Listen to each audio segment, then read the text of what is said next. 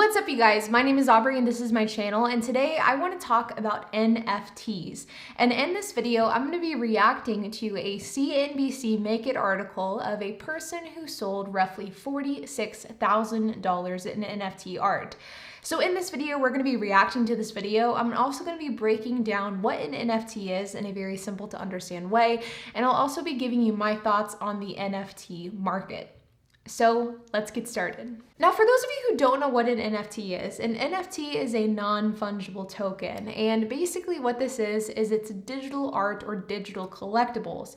This is something that has gained a ton of traction over the last couple of months, and it's something that has gained a ton of popularity online. Basically how it works is rather than like having a physical trading card or a physical painting on a canvas or a physical sculpture, they are all digital art, and you buy and sell this digital art with Ethereum. And if you own this art, then you are the rightful owner of that art, and then you could potentially sell it later on for a profit. When it comes to NFTs, they are stored on the blockchain, and the rightful owner and the data associated with that owner and with that NFT is also stored on the blockchain.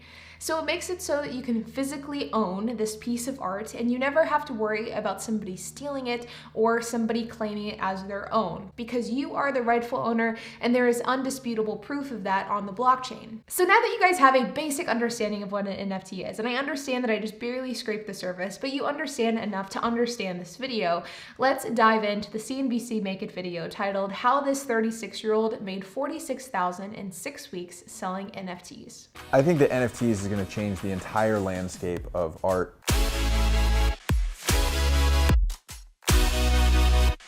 My name is Blake Jameson. I am a pop portrait artist for professional athletes here in Brooklyn, New York.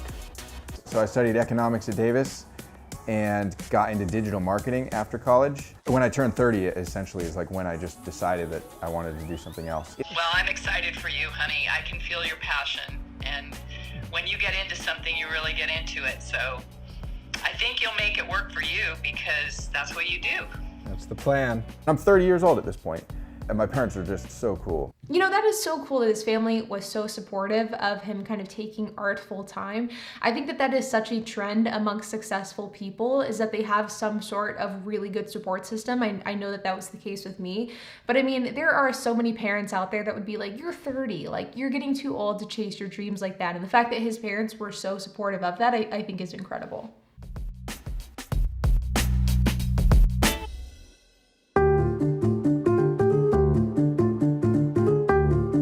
Naturally, I documented everything that I did, took pictures of everything, posted it online. Slowly, people started saying, hey, how much is that piece? Oh, I want to buy this piece. I'm interested. For I think at least 6 months, I would not sell a painting because I didn't feel comfortable with my ability with the paintbrush, essentially.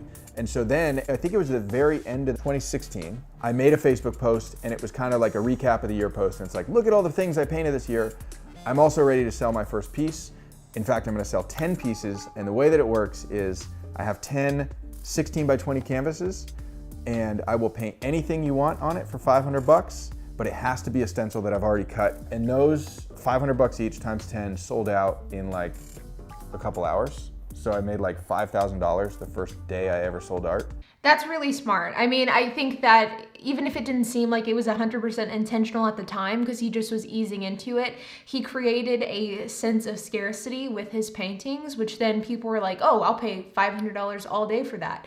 So it seems as though he really approached his art career in a very strategic way, which is something I, of course, appreciate. I knew that it was important to have a specific thing that I was gonna do. That was part of me working with all these businesses as content marketers. It's yeah, but who are you serving and what problem are you solving?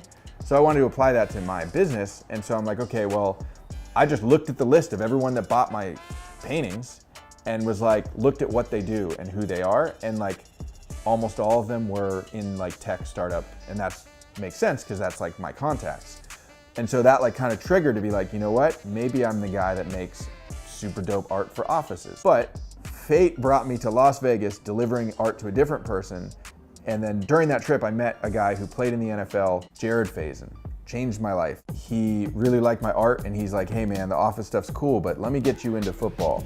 That is cool. I mean, this is something that is really interesting to see because of the fact that this story is very similar to so many people who are really experts in their craft. They maybe started doing something, but then some kind of pull, whether it be a connection or whether it be an opportunity, whatever the case is, pulls them into a different direction that is similar but different, that really skyrockets them to that next level. And that is certainly the case here.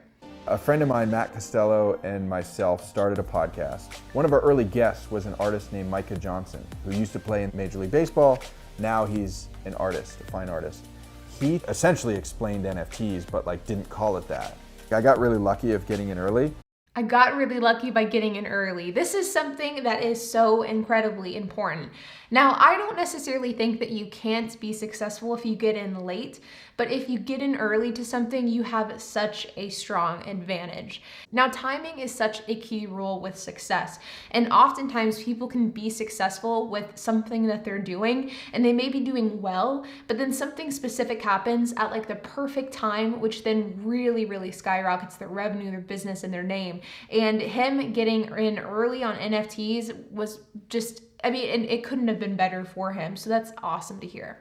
But I also just didn't understand it. So like I posted a couple things, but nobody bid on it, nobody saw it. And I didn't really promote it because I look at like what's I think gonna like move the needle the most for me this year, and NFTs is ahead of tops. That just happened in the last 6 weeks. Somebody bid, and it wasn't a lot. It was like 0.1 Ethereum. But at the time that was still like $100, $150 that I'm like, wait, they're gonna give me $150 for that? One of the biggest issues is like people don't understand what they can't touch and they can't feel. If that's the problem, how do I solve that problem? Well, one way is by sending them something physical to go with the NFTs. So I started experimenting with that, just doing like a print on metal. Even have one most recently that I sold that comes with literally like the original painting of LeBron James that I did, which is actually the most expensive NFT I ever sold, was coming with the physical painting, which to me makes sense. This guy is so smart. I think that this is really getting the best of both worlds, because I am that type of person that he mentioned in the video of people have trouble conceptualizing something that they can't touch. And that's my problem with NFTs. Now, I'm again going to get into my thoughts on NFTs at the end of this video, but I think that this is one of the reasons why NFTs will struggle to ever be the mainstream norm in collectibles, because of the fact that there's nothing tangible that you can hold. You can't like hold it and show your friends and be like, hey, look what I bought. Instead, you show them on the computer, and a lot of people will never understand what that actually means. So I think for him to go really the best of both worlds and offer not only the NFT, but also the physical painting, I think is absolutely brilliant. So this is my most expensive piece of art I've ever made. So when I was looking around at like things that I should sell for NFTs, I was always seeing like some weird, like kind of trippy, funky stuff. And like I just like looked over at this and saw like some of these parts, and I'm like, this could be kind of a cool piece.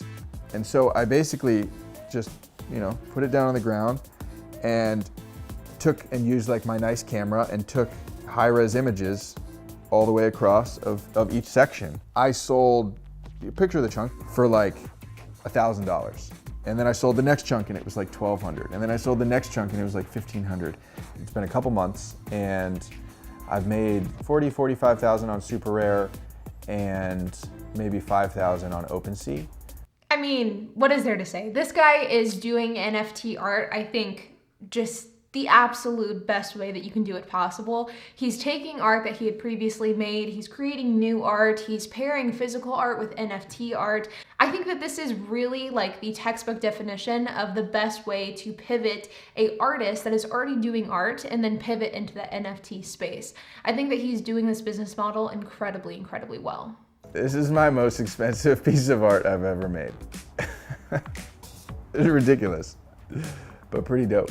So he was really cool. I mean, this was a cool video. I think that this was a really cool and very smart way to go about selling NFT art. And I really do think that if you are an artist who is wanting to pivot into the NFT space, I think that this is a kind of really great example to look at to see how you could structure your own NFT business. Now let's talk about NFTs and kind of my thoughts on NFTs.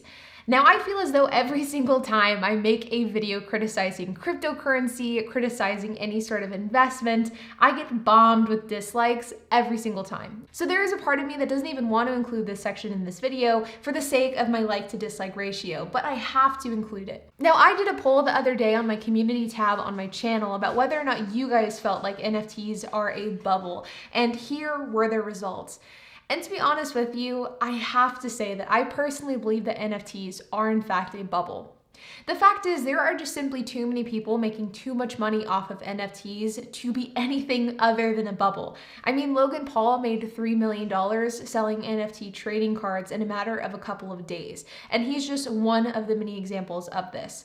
I think that there is a place for real NFTs. I think that this artist is a perfect example of a legit NFT creator. But I think whenever we see these fads blow up as quickly as NFTs have, I think that it is a surefire sign that it is in a bubble in some way, shape, or form. Now, do I think that NFTs have a place? I think that they do. I don't think that NFTs are a bubble 100% in the sense that they're completely useless. I think that there always will be a place for NFTs, but I simply do not think that they will replace tangible physical collectibles. I don't see that being the case, but I was also skeptical of Bitcoin and cryptocurrency up until about 2 months ago, so I tend to be a big skeptic when it comes to anything related to crypto.